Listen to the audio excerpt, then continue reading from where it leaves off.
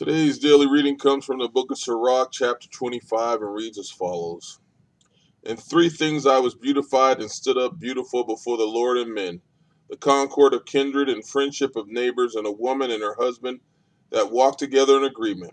But three sorts of men my soul hates, and I am greatly offended at their life: a poor man that is arrogant, and a rich man that is a liar, and an old man that is an adulterer lacking understanding. In your youth you have not gathered, and how should you find in your old age? How beautiful a thing is judgment for gray hairs, and for elders to know counsel. How beautiful is the wisdom of old men, and thought and counsel to men that are in honor. Much experience is the crown of old men, and their glorying is the fear of the Lord. There be nine things that I have thought of, and in my heart counted happy, and a tenth I will utter with my tongue: a man that has joy of his children, a man that lives and looks upon the fall of his enemy. Happy is he that dwells with a wife of understanding, and he that has not slipped with his tongue, and he that has not served a man that is unworthy of him. Happy is he that has found prudence, and he that speaks in the ears of those who listen. How great is he that has found wisdom! Yet is there none above him that fears the Lord. The fear of the Lord passes all things. He that holds it, to whom will he be likened? Fearing the Lord is the first step toward loving him, and faith is the first step toward loyalty to him. Give me any plague but the plague of the heart, and any wickedness but the wickedness of a woman, any calamity but a calamity from those who hate me, and any vengeance but the vengeance of enemies. There is no head above the head of a serpent, and there is no wrath above the wrath of an enemy.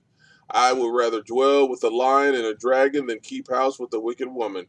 The wickedness of a woman changes her look and darken her countenance as a bear does.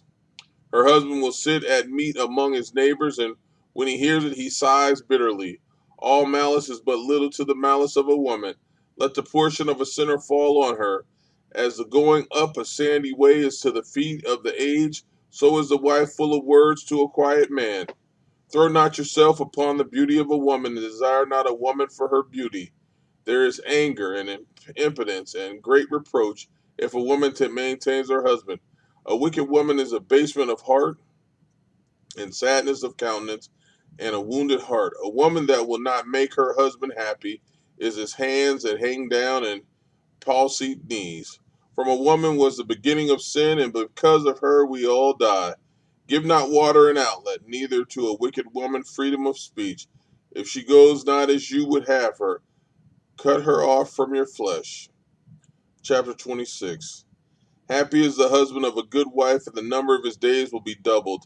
A brave woman rejoices her husband, and he will fulfill his years in peace. A good wife is a good portion. She will be given in the portion of such as fear the Lord. Whether a man be rich or poor, a good heart makes at all times a cheerful countenance. Or of three things my heart was afraid, and concerning the fourth kind I made supplication: the slander of a city, and the assembly of a multitude, and a false accusation. All these are more grievous than death. A grief of heart and sorrow is a woman that is jealous of another woman, and the scourge of a tongue communicating to all. A wicked woman is a yoke of oxen, shaken to and fro. He that takes hold of her is as one that grasps a scorpion. A drunken woman causes great wrath, and she will not cover her own shame. The whoredom of a woman is in the lifting of her eyes, and it will be known by her eyelids. Keep strict watch on a headstrong daughter, lest she find liberty for herself and use it. Look well after an impudent eye, and marvel not if it trespasses against you. She will open her mouth as a thirsty traveler and drink of every water that is near. She will sit down at every post and open her quiver against any arrow. The grace of a wife will delight her husband, and her knowledge will fatten his bones. A silent woman is a gift of the Lord, and there is nothing worth so much as a well instructed soul. A shamefast woman is grace upon grace, and there is no price worthy of a continent soul. As the sun when it arises in the highest places of the Lord, so is the beauty of a good wife in the ordering of a man's house. As a lamp that shines upon the holy candlestick, so is the beauty of the face in ripe age. As the golden pillars are upon a base of silver, so are beautiful feet with the breast of one that is steadfast. My child, stay healthy while you are young, and don't give your strength to strangers. Search the whole land for a fertile field and plant it with your own seed, trusting your own good stock. Then your children will survive and grow up confident in their good family. A prostitute is like a spit.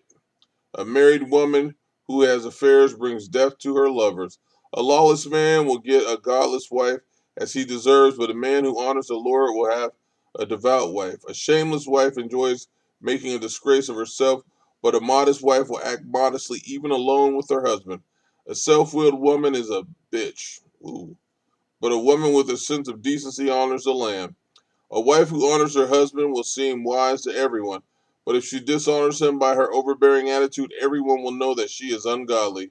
Fortunate is the husband of a good wife, because he will live twice as long. A loud-mouthed, talkative woman is like a trumpet sounding the signal for attack, and any man who has such a wife will spend his life at war. For two things my heart is grieved, and for the third anger comes upon me: a man of war that suffers for poverty, and men of understanding that are counted as refuse, one that turns back from righteousness to sin. The Lord will prepare him for the sword. A merchant will hardly keep himself from wrongdoing, and a huckster will not be acquitted of sin. Amen.